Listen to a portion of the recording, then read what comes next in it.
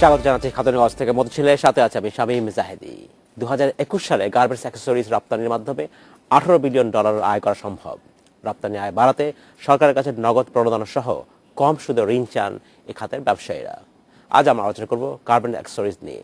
এটা কথা বলতে আমাদের স্টুডিওতে রয়েছেন গার্মেন্ট অ্যাক্সেসরিজের ব্যবসায়ীদের সংগঠন BGAPME এর সভাপতি আব্দুল কাদের খান এবং সংগঠনটির পরিচালক এবং কসমো গ্রুপের ব্যবস্থাপনা পরিচালক জহিরুদ্দিন হায়দার। তবে আলোচনা শুরু করার আগে দেখে নেব একটি প্রতিবেদন। একসময় দেশীয় গার্মেন্টস শিল্পে শতভাগ আমদানি করা অ্যাক্সেসরিজ ও প্যাকেজিং পণ্য ব্যবহার হতো। বর্তমানে দেশে এ খাতে প্রায় ১,৫০০ শিল্প কারখানা গড়ে উঠেছে। এসব কারখানায় উৎপাদিত পণ্য ব্যবহৃত হচ্ছে পোশাক কারখানাগুলোতে। গত অর্থবছরে এই শিল্প খাত থেকে $৬০০ কোটি বেশি পণ্য রপ্তানি হয়। 5 to 8 ইয়ার্সের জন্য একটা ফান্ডের ব্যবস্থা করে দিল। আমরা ফ্যাক্টরিকে কমপ্লেন্স ফ্যাক্টরি করলাম, বায়ারদের পছন্দ মতো জিনিস করতে পারলাম, বায়ার আমাদের প্রোডাক্ট কিনে নিল, আমরা টাইম টু টাইম করে লোনের টাকাটা পরিশোধ করে দিলাম। আমাদের জন্য একটু ইজি হয় আর কি। 2021 সালের মধ্যে এ খাতে রপ্তানি আয় প্রায় 3 গুণ বাড়বে বলে মনে করেন বাণিজ্যমন্ত্রী। এজন্য প্রয়োজনীয় সহায়তার আশ্বাস দেন তিনি। আমাদের স্বাধীনতার সুবর্ণ জয়ন্তী অর্থাৎ 50 বছর পূর্তি, তাতে এই প্যাকেজিং ইন্ডাস্ট্রি থেকে আমাদের অ্যাক্সেসরিজ থেকেও $18 বিলিয়ন রপ্তানি করতে সক্ষম হবে। আমাদের অ্যাক্সেসরিজ প্যাকেজিং ইন্ডাস্ট্রিতে তো আরও এগিয়ে যায়, সেই ব্যাপারে আপনাদের পাশে দাঁড়াবো। পণ্যের প্রসারের লক্ষ্যে রাজধানীতে শুরু হয়েছে 8ম আন্তর্জাতিক গার্মেন্টস অ্যাক্সেসরিজ অ্যান্ড প্যাকেজিং পণ্যের 3টি প্রদর্শনী। এতে অংশ নিয়েছে বাংলাদেশ সহ 24 দেশের 400টি প্রতিষ্ঠান। লোকাল মার্কেটের আমরা 95% প্রোডাক্ট উৎপাদন করি, আমাকে সেটা আমরা চাহিদা মিটাচ্ছি। 5% স্পেশালি জিপার এবং মেটাল বাটন, দুইটা আইটেম ছাড়া আর যেগুলো আছে এগুলো আমাদের দেশে 100%ই করতে পারতেছি। 4 দিনের এই প্রদর্শনী চলবে 21 জানুয়ারি পর্যন্ত। উম্মুন্নাহার আজমি, ইন্ডিপেন্ডেন্ট নিউজ, ঢাকা। শুরু করছি আলোচনা। জনাব আব্দুল কাদের খান এবং জনাব জহিরুদ্দিন হায়দার, আপনাদেরকে স্বাগত জানাচ্ছি অনুষ্ঠানে। কেমন আছেন আপনারা? ধন্যবাদ আপনাকে, ইনশাআল্লাহ ভালো আছি। জনাব খান, আপনাকে প্রথম প্রশ্ন করতে যাচ্ছি। আমরা প্রতিবেদন দেখছেন যেখানে বলা হচ্ছে 2021 সালের মধ্যে গার্মেন্ট অ্যাক্সেসরিজ থেকে আপনারা রপ্তানির মাধ্যমে এবং সরাসরি রপ্তানির কথা বলছেন, তার মাধ্যমে প্রায় $18 বিলিয়ন আয় করা সম্ভব বলে বলছেন। কিন্তু এই আয় করতে হলে $18 বিলিয়ন বাড়তি আয় করতে হলে বাড়তি কিছু আপনারা সুবিধার কথা বলছেন, কিছু প্রণোদনার সহায়তার কথা বলছেন। সে বিষয়ে যাওয়ার আগে আমরা জানতে চাই কি কি পণ্য যেটা আসলে এক্সপোর্ট করবার জন্য বেশি পটেনশিয়াল গার্মেন্ট অ্যাক্সেসরিজ, কি কি পণ্য? ধন্যবাদ আপনাকে। অ্যাকচুয়ালি গার্মেন্টসের এটা 80 দশকে যখন গার্মেন্টস তৈরি হয় বাংলাদেশে শুরু হয়, ওই সময়ে বাংলাদেশে গার্মেন্টস খুব ছোট পরিসরে, একেবারে ছোট পরিসরে, যেটা কাউন্ট করার মতো না এখনকার বাজারের সাথে কম্পেয়ার করলে। তখন সবাই সমস্ত অর্ডারপত্র যখন বিদেশ থেকে আসতেন, তখন ওই সময়কার যারা বায়ার তারা নির্বাচিত করতো যে ওই গার্মেন্টসের অ্যাক্সেসরিজটা কোত্থেকে আসবে। বাটনটা কেমন, সুতারা হতো, poly bag, carton A to Z তারা বাইরে থেকে নিয়ে আসতো। আচ্ছা, তো বাইরে থেকে আনার পরে যখন ওদের ওই 45 বা 40 ডেজ বিফোরে তাদের এলসি ওপেন করতে হয়, আফটার 45 ডেজ পরে যখন তারা গার্মেন্টসের র মেটেরিয়ালস বা অ্যাক্সেসরিজগুলো হাতে পেত, কাজ করার ক্ষেত্রে অনেক সময় দেখা যেত সুতার মধ্যে কালারের ভেরিয়েশন, ফেব্রিক কালারের ভেরিয়েশন, পলি ব্যাগের সাইজের ছোট বড়, কার্টুনের আপ ডাউন হচ্ছে, কার্টুনের হাইট বেড়ে গেছে অথবা লেন্থ বেড়ে গেছে, ব্যাকবোর্ডের যে ভেরিয়েশন, ঠিক এই জাতীয় কাজগুলা ক্রমান্বয়ে এগুলো আস্তে আস্তে বাড়তে থাকলো। তখন যে বায়াররা তাদের যে শিডিউল, তাদের যে টাইমিং, ওই টাইমিংয়ের মাঝে আমাদের গার্মেন্টস ম্যানুফ্যাকচাররা শিপমেন্টগুলো ঠিক মতো করতে পারতেছিল না। বিধায় তখন ওই শিপমেন্টকে সাপোর্ট করতে যে লোকালি তারা ক্ষুণ্ণ হয়ে খোঁজা শুরু করলো যে এই সময়কালের মধ্যে এত কি পণ্য যেটার বাজারে এক্সপোর্ট করবার সম্ভাবনা বেশি রয়েছে, কি কি? যেমন এইখানে আমাদের মূলত ফার্স্টলি আসে আমাদের কার্টুন, একদম প্রথমত আমাদের কার্টুন সেক্টরটা আসে। এই কার্টুনটার পাশাপাশি পলি ব্যাগের দিয়ে আসে, যে পলি ব্যাগের অনেক সময় প্রিন্ট ভুল হইতো, ওই প্রিন্ট আমরা মুছে আবার আলাদা করে রিপ্রিন্ট করতাম। তারপরে কার্টুনটা কেটে ছোট করে দিতাম, কারো বড় হয়তো বড়টা ছোট করতাম, ছোটটা হলে তারপর ফেলে দিতে হতো। ভিতরে একটা বোর্ড থাকে, সেই বোর্ডটাকে অনেক সময় আমরা বড়তে ছোট করে দিতাম। এই জাতীয় রিকোয়ারমেন্টগুলো আমরা আস্তে আস্তে আস্তে আস্তে লোকালি গ্রাজুয়ালি সাপোর্ট দেওয়া শুরু করি। তো এখানে তখনই ছোট ছোট কিছু এন্টারপ্রেনার তৈরি হয়। এটা কিন্তু ধন্যবাদ জনাব কাদের খান। আমি আপনার কাছে ফিরে আসবো। জনাব হায়দার, আপনার কাছে আমি জানতে চাচ্ছি যে কি ধরনের সহায়তা চান, নীতিগত সহায়তা কি ধরনের চান আপনারা যদি এক্সপোর্ট আসলে বাড়াতে চান? ধন্যবাদ ইন্ডিপেন্ডেন্ট টেলিভিশনকে, পাশাপাশি আপনাকে, পাশাপাশি আমাদের যারা দর্শক এবং আমাদের এই সংগঠনকে যারা এগিয়ে নিয়ে গেছেন অ্যাক্সেসরি শিল্পকে, তাদেরকে। অ্যাকচুয়ালি আপনার যে কথা বলেছেন, $18 বিলিয়ন। এই $18 বিলিয়ন এগিয়ে নেওয়ার জন্য আমাদের কোনো সরকারের কোনো সহায়তা প্রয়োজন নাই। আচ্ছা, এটা এক্ষেত্রে যেটা প্রয়োজন সেটা হচ্ছে সরকারি কর্মকর্তাদের, কর্মচারীদের। রাজনৈতিক পর্যায়ে আমাদেরকে যথেষ্ট সাপোর্ট তারা দিচ্ছেন, কিন্তু কর্মচারী পর্যায়ে আমরা সহযোগিতা পাচ্ছি না, প্রপার সহযোগিতা পাচ্ছি না। তারা একটা ব্রিটিশ পদ্ধতির মতো সিস্টেম করে আমাদেরকে এই শিল্পটা যে অবস্থায় চলে আসছে, আমরা এখন সাবালক পর্যায়ে আছি, টোটালি সাবালক। এখন আমরা 100% অ্যাক্সেসরিজ তৈরি করতে পারি। আচ্ছা, এবং আমাদের দিয়ে যথাসময়ে বিজিএমই এক্সপোর্ট করতে পারে, তাদের কোনো মাল ইম্পোর্ট করতে হয় না। 2%, 3% বা সর্বোচ্চ 5% এখন ইম্পোর্ট করতে হয়। সেক্ষেত্রে আমি মনে করি না যে এখন আমার সরকারের কোনো প্রয়োজন আছে, কারণ সরকারের কোনো সহযোগিতা ছাড়াই সম্পূর্ণ ব্যক্তি উদ্যোগে এই প্রতিষ্ঠান আজকে এই অবস্থায় আছে। সব ঠিক আছে, কিন্তু এক্সপোর্ট করবার ক্ষেত্রে কোনো আপনার আমরা চাচ্ছি সরাসরি রপ্তানি, সরাসরি অ্যাক্সেসরিজ রপ্তানি, নট গার্মেন্টসের মাধ্যমে। বুঝতে পেরেছি। সরাসরি এক্সপোর্ট রপ্তানি যেটা চীন করতেছে, চীনকে 17% নগদ সহায়তা দেওয়া হচ্ছে বর্তমানে। আচ্ছা, তা আমাদেরকে 1% সহযোগিতার প্রশ্নই এখন পর্যন্ত কোনো পক্ষ থেকে আসেনি। তা আমরা অন্তত ন্যূনতম 10% ইনসেন্টিভ চাচ্ছি, যাতে আমরা অ্যাক্সেসরিজকে এক্সপোর্ট করতে পারি। সেটা 18 বিলিয়ন না, এটা আমরা 36 বিলিয়নে নিয়ে যেতে পারবো যদি আমাদেরকে নগদ সহায়তা দেওয়া হয়। ধন্যবাদ জনাব হায়দার। আমি আপনার কাছে ফিরে আসবো। জনাব খান, আপনার কাছে জানতে চাচ্ছি যে আপনারা চাচ্ছেন 10% নগদ ইনসেন্টিভ চাচ্ছেন, সরকারের সাথে আপনাদের এই বিষয়ে কোনো আলোচনা হয়েছে কিনা বা কি পর্যায়ে রয়েছে সেই দাবির ক্ষেত্রে?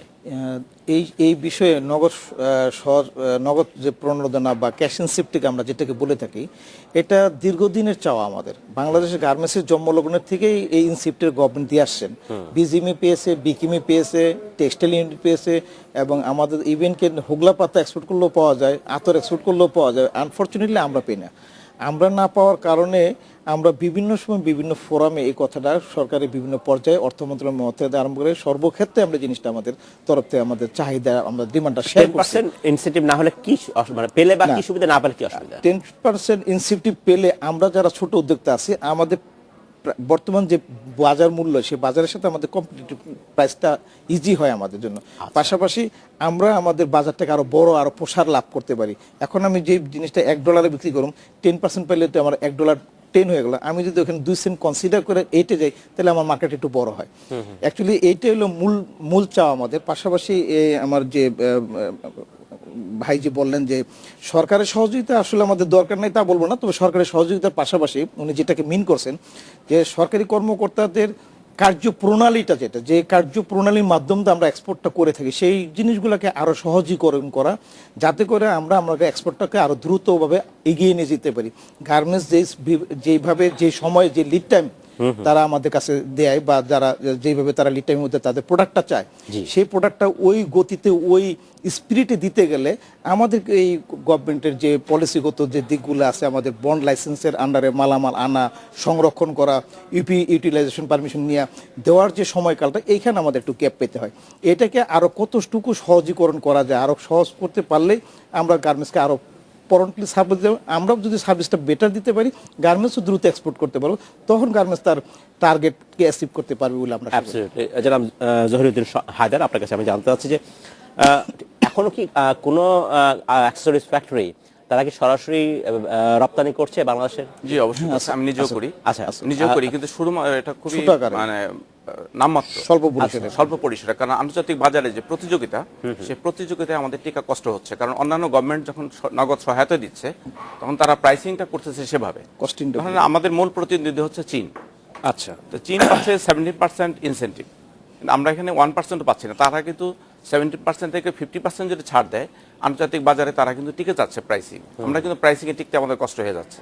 একে তো আমরা নতুন আন্তর্জাতিক বাজারে, অ্যাক্সেসরিজের ক্ষেত্রে নতুন, সেক্ষেত্রে আমাদের প্রাইসিং এ চীনের সাথে কম্পিটিশন করতে কষ্ট হয়ে যাচ্ছে। তো এখানে যদি সরকার এটা আমাদেরকে সহযোগিতা করেন, আমরা 18 জায়গায় 36 বিলিয়নে উইদিন 3 ইয়ার্স এর মধ্যে আমরা নিয়ে যেতে পারবো। আচ্ছা, এটা সম্ভব, এবং এটা বিরাট মার্কেট রয়েছে, বিরাট সুযোগ রয়ে গেছে। কারণ চীন এখন আপনার তাদের ওভারহেড এক্সপেন্স এত বেড়ে গেছে, তাদের কস্ট বেড়ে গেছে। জি, তাদের জন্য খুব কষ্টকর হচ্ছে। আমাদের দেশের শ্রমিকরা অত্যন্ত ভালো, আমাদের দেশের অন্যান্য সেক্টরগুলো ভালো বলতে গেলে অন্যান্য দেশের তুলনায়। কেন কি আমাদের শ্রমিকদের বেতন কম? শুধু বেতন কমের জন্য শ্রমিকদের ভালো বলা চলবে না।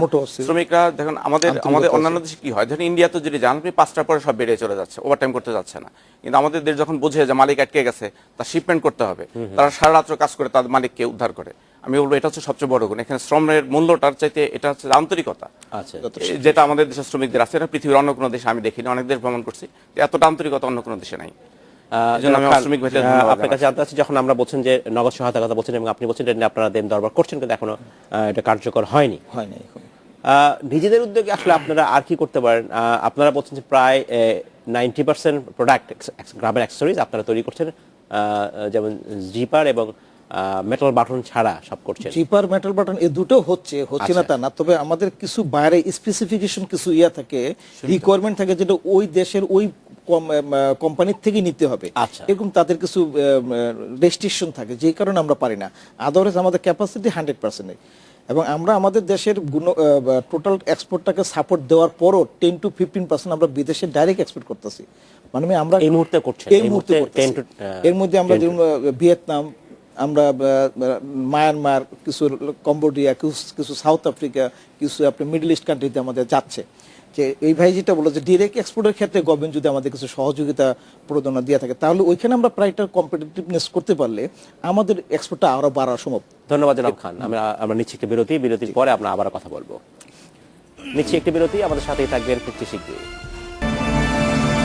স্বাগত একবার খাতুনগঞ্জ থেকে মধ্যে ছিল। আমরা আজ আলোচনা করছি গার্মেন্ট অ্যাক্সেসরিজ নিয়ে। এই নিয়ে কথা বলতে আমাদের সাথে স্টুডিওতে রয়েছেন BGAPME এর সভাপতি আব্দুল কাদের খান এবং সংগঠনটির পরিচালক এবং কসমো গ্রুপের ব্যবস্থাপনা পরিচালক জহিরুদ্দিন হায়দার। জনাব হায়দার এবং জনাব খান, আপনাকে স্বাগত জানাচ্ছি আরেকবার। জনাব খান, আপনার কাছে জানতে চাচ্ছি, বিরতিতে আবার এক কথা বলছেন, আপনি অ্যাক্সেসরিজের সম্ভাবনার কথা বলছেন, এক্সপোর্টের সম্ভাবনা বলছেন। আমি এখানে জানতে চাচ্ছি যে অ্যাক্সেসরিজ আপনারা যেগুলো তৈরি করেন, বাংলাদেশে আমরা যেটা তৈরি করি, তার অধিকাংশ র ম্যাটেরিয়াল তো বাইরে থেকে আনতে হয় ম্যাক্সিমাম। সেক্ষেত্রে আপনার ভ্যালুয়েশন কত হয় আসলে? আমরা অ্যাকচুয়ালি যে এক্সপোর্টটা আমরা করে থাকি অ্যাক্সেসরিজের, এই এক্সপোর্টের এগেনস্টে আমাদের একটা বন্ডেড ওয়্যার হাউসের মাধ্যমে আমরা আমাদের পণ্যটাকে বিদেশ থেকে ডিউটি ফ্রি গুডস হিসাবে আমরা র মেটেরিয়ালসটা আমাদের গুদামজাত করতে হয়। যখন গার্মেন্টসটা তাদের প্রয়োজন মতো অর্ডার পায়, তখন লোকাল ব্যাক টু ব্যাক এলসির মাধ্যমে আমাদের তারা অর্ডারটা সাবমিট করে। ওই অর্ডারের এগেনস্টে আমরা বন্ডেড ওয়্যারহাউস গোডাউন থেকে কাস্টমসের অনুমতি সাপেক্ষে র মেটেরিয়ালসটা বের করে প্রোডাক্ট তৈরি করে গার্মেন্টসকে আমরা দিই। এখানে ভ্যালুয়েশন আমাদের ন্যূনতম 30% মতো হয়, আমরা দেখছি। আপনারা এক্সপোর্ট করছেন সেটা, যেটা হচ্ছে লোকাল গার্মেন্টস ফ্যাক্টরি যেটা নিতে পারছে না বা বাড়তি যেটা বেঁচে থাকছে সেটাই না। বাংলাদেশের যেই গার্মেন্টসই এক্সপোর্ট করুক না কেন, সে তো শুধুমাত্র ফেব্রিকটা বাইরের থেকে আনে, আর বাকি সমস্ত অ্যাক্সেসরিজ আমরাই দেই। তো ওনাদের প্রয়োজনটা যখন দরকার, তারা লোকাল একটা ব্যাক টু ব্যাকের মাধ্যমে আমাদেরকে অর্ডারটা এনশিওর করে যে আমার এত ডজন গার্মেন্টসের জন্য এতগুলা সুতা, এতগুলা ব্যাকবোর্ড, এতটা পলিপে, এতটি কার্টুন দিতে হবে। ওইটার একটা ভ্যালু ধরে আমাদের একটা এলসি দেয়, local back to back LC, যার নাম। ওই এলসির কপিটি দিয়ে আমরা কাস্টমস অথরিটির কাছে অ্যাপ্লিকেশন দিই যে এই পণ্য তৈরি করতে আমাকে এটুকু কাঁচামাল লাগবে। তখন গোদাম থেকে যেহেতু ডিউটি ফ্রি গুডস, ওনাদের অনুমতি সাপেক্ষে ওই র মেটেরিয়ালসটা বের করে এনে আমি আমার মেশিনারিজের মাধ্যমে পণ্যটা উৎপাদন করে গার্মেন্টসকে যথাসময়ে পৌঁছে দিই। এইখানে আমাদের ভ্যালুয়েশনটা 30% প্লাস থাকে আমাদের। কিন্তু যখন আপনি ডাইরেক্ট এক্সপোর্ট করবেন, আমরা ডাইরেক্ট দেশের লোকাল কোনো গার্মেন্টস ফ্যাক্টরি না দিয়ে করবেন, তখন কি এটা ওই আপনি যে বন্ডেড ওয়্যারহাউসের মধ্যে যেটা এনেছিলেন একই নিয়ম একই, সেটা বন্ডেড গুডসটা যখন আমি ইউজ করব দেশের বাইরের দেশে, তখন ওই কাস্টমস অথরিটির অনুমোদন আমাকে নিতেই হবে। আচ্ছা, সেক্ষেত্রে আপনি সেটা করতে পারেন। ধন্যবাদ। আমি আপনার কাছে ফিরে আসবো জনাব হায়দার। আপনার কাছে আমি জানতে চাচ্ছি যে বাধার কথা বলছেন আপনারা, যে সরাসরি করবার ক্ষেত্রে একটি বাধার কথা বলছেন যে আপনারা ক্যাশ ইনসেন্টিভ পাচ্ছেন না, যেটা খুবই দরকার। এছাড়া গার্মেন্টস শিল্পের জন্য যে ধরনের কমপ্লায়েন্সের কথা বলা হয় পোশাকের জন্য, সেই কমপ্লায়েন্সটা কিন্তু আপনাদের জন্য আসবে যখন আপনি সরাসরি এক্সপোর্ট আর বাড়াবেন, তখন সেই কমপ্লায়েন্স থেকে আছে আমাদের গার্মেন্ট অ্যাক্সেসরিজ প্রতিষ্ঠানদেরগুলোর ক্ষেত্রে। সত্যি কথা বলতে কমপ্লায়েন্স শব্দটা একটা পলিটিক্যাল ইস্যু। এখন আমরা কমপ্লায়েন্সে অনেক অ্যাক্সেসরি চলে আসতেছি, বাধ্য হয়ে আসতে হচ্ছে আমাদেরকে। এখানে বিপুল পরিমাণ আমাদের ইনভেস্ট করতে হচ্ছে, কিন্তু প্রাইজিংয়ে কোনো চেঞ্জ হচ্ছে না। বিপুল ইনভেস্ট করে এখন ধরেন অ্যাবাউট 30 ফ্যাক্টরি ধরেন অলরেডি কমপ্লায়েন্স হয়ে গেছে অ্যাক্সেসরিজ শিল্প। এখানে কিন্তু প্রচুর টাকা ইনভেস্ট করতে হয়, কিন্তু প্রাইসিংয়ে বিদেশিরা যখন কমপ্লায়েন্সের কথা বলে আমাদেরকে বাধ্য করা হয়, কিন্তু তারা প্রাইসিংয়ের ক্ষেত্রে কিন্তু একটা সেট দিতে রাজি না। তা করবে না, একটা সেন্ট তারা দিতে রাজি না। আপনি দেখেন প্রতিবেশী দেশ, তারা ইন্ডিয়া বা বার্মাতে কাজ করতেছে, তারা কমপ্লায়েন্স শব্দটা কি জানে না। তারা আমাদের দেশে কেরানীগঞ্জে দর্জির ঘরের মতো দোকানে গার্মেন্টসে H&M কাজ করে নিচ্ছে, ওয়ালমার্ট কাজ করে নিচ্ছে, আর আমাদের এখানে তারা চাপিয়ে দিচ্ছে। আমি মনে করি এটা টোটালি একটা পলিটিক্যাল ইস্যু। পলিটিক্যাল ইস্যু হোক বা না হোক, আপনারা কিন্তু কমপ্লায়েন্ট না হলে আপনি এক্সপোর্ট করতে পারবেন না। হ্যাঁ, আমরা এখন বাধ্য হয়ে করতেছি, বাস্তবতা। সেক্ষেত্রে জনাব খান, আপনারা কতটা কমপ্লায়েন্ট, আপনার মতে কি অবস্থা? এবং আরো কমপ্লায়েন্ট হতে হলে, কারণ আপনি যদি সত্যি সত্যি সরাসরি ডাইরেক্ট ইম্পোর্ট করতে যান, এক্সপোর্ট করতে যান, আপনাকে আসলে কমপ্লায়েন্ট হতে হবে। হ্যাঁ, এটা তো অবশ্যই কমপ্লায়েন্সের কোনো বিকল্প নাই। জি, বর্তমান রানা প্লাজার ঘটনা পরবর্তী সময় যে কমপ্লেন্স ইস্যুটা আমাদের ঘাড়ে চেপে বসলো, এটা অ্যাকচুয়ালি যেটা এই জহির ভাই যেটা বললেন যে এটা অ্যাকচুয়ালি অনেকটা পলিটিক্যালি, কারণ সারা ওয়ার্ল্ডের কোথায় কমপ্লেন্স নিয়ে কোনো ইস্যু নেই, পলিটিক্যাল হোক, কিন্তু বাস্তবতা আমাদের আপনাকে মানতে ক্ষেত্রে হচ্ছে। কমপ্লেন্সটাকে মানতেই হবে। আমি যদি কমপ্লেন্সটাকে এনশিওর না করি তাহলে আমার তারা অর্ডারও দিবে না, আমার পণ্য তারা নিবেও না। Right. তো এই ক্ষেত্রে আমাদের কমপ্লেন্স করতে হবে। তো আমার যেহেতু প্রায় 1600 কাছাকাছি প্রতিষ্ঠান, তাতে এই মুহূর্ত পর্যন্ত মেবি হয়তো 100 প্লাস মাইনাস কিছু ফ্যাক্টরি অলরেডি কমপ্লেন্স হয়ে গেছে, আরও কিছু কিছু ফ্যাক্টরি কমপ্লেন্সের জন্য তারা প্রক্রিয়ার দিন আছে। তো কমপ্লেন্স ইস্যুটা কমপ্লিটলি করতে যে আমাদের ফিনান্সিয়াল একটা বিশাল সাপোর্টের দরকার হচ্ছে, যে কারণে আমরা অনেক স্লোলি এগোচ্ছি। কেউ কেউ হয়তো কমপ্লেন্স আমরা করতেও পারবো না, যেটা আমি একটু আগে বলেছিলাম যে কমপ্লেন্স করতে গেলে আমরা যারা ছোট আকারের শহর কেন্দ্রিক যে সমস্ত ফ্যাক্টরিগুলো আছি, হয়তো কেউ কার্টুন করি, কেউ পলিব্যাগ করি, কেউ বাটন করি। আমার পক্ষে এই মুহূর্তে হঠাৎ করে গাজীপুর অঞ্চলে বা সাভার অঞ্চলে যে 2 বিঘা জমি কিনে রাতারাতি একটা শেড বানিয়ে বিদ্যুৎ এবং গ্যাসের সংযোগ দিয়ে আমি কমপ্লেন্স একটা ফ্যাক্টরি করতে পারবো না। সেই ক্ষেত্রে আমরা সর্বক্ষেত্রে আমরা এটা আমরা বিভিন্ন ফোরামে বলে আসছি যে সরকার এবং বাংলাদেশ কেন্দ্রীয় ব্যাংক যদি আমাদেরকে এখানে কিছুটা উদ্যোগী ভূমিকা পালন করে, যে এই সেক্টরটাকে বাঁচানোর জন্য কমপ্লেন্স পয়েন্টে যেহেতু কাভার না করলে আমি কাজ পাচ্ছি না, এই কমপ্লেন্সটাকে তারা সাপোর্ট করার জন্য অল্প সুদে দীর্ঘমেয়াদী, দ্যাট মিন 5 to 8 ইয়ার্সের জন্য আমাদেরকে 3 থেকে 5% ইন্টারেস্ট দিয়ে আমাদের একটা লোনের ব্যবস্থা করে দেয়। এবং এই লোনের ব্যবস্থা করে দিলে আমরা ফ্যাক্টরিগুলো রাতারাতি আমরা কমপ্লেন্সে যেতে পারবো। এবং কমপ্লেন্সে যেতে পারলে শুধু যে আমার দেশের ভিতরে গার্মেন্টসের চাহিদা তা নট অনলি দ্যাট, আমরা ধারণা যে আমাদের টোটাল যদি আমরা বাংলাদেশে 90% এক্সপোর্ট করে থাকি, এখান থেকে আরো 30-40% এক্সপোর্ট ডিরেক্টলি করতে পারবো। ধন্যবাদ জনাব হায়দার। আপনাকে জানতে চাই, আপনি যে এখন এক্সপোর্ট করেন, আপনার ফ্যাক্টরি থেকে করেন, আপনি কি ধরনের কমপ্লায়েন্স আপনাকে মানতে হয়? আমার ফ্যাক্টরি 100% কমপ্লায়েন্স এখন। আচ্ছা, এবং তারা কি ধরনের রিকোয়ারমেন্ট চায় বায়ার আপনার কাছে? তারা স্পেশালি ফায়ার সেফটি, আচ্ছা, ফায়ার সেফটি ডোর, এবং ভিতরে শ্রমিকদের পরিবেশ, টেম্পারেচার কন্ট্রোল, এবং আপনার আশেপাশের বহির্গমন রাস্তাগুলো, এবং এই ধরনের অনেক, তারপরে সার্টিফিকেট বিভিন্ন ধরনের সার্টিফিকেট, প্রায় 39টা সার্টিফিকেট লাগে।